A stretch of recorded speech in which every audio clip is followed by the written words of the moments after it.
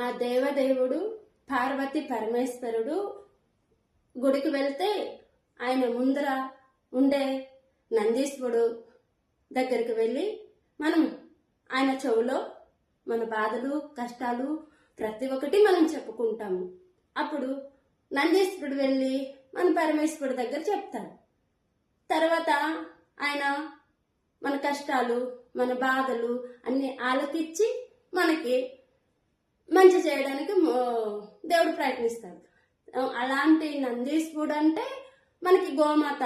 ఈ గోమాతని మనం రక్షించుకోవాలి. మనకు కడుపులో ఒక బిడ్డ పుడుతుంది, ఆ బిడ్డకి మనం పాలిస్తాము. అయితే ఆ బిడ్డ పెరుగు పెద్దయ్యి మనల్ని భుజించదు కదా.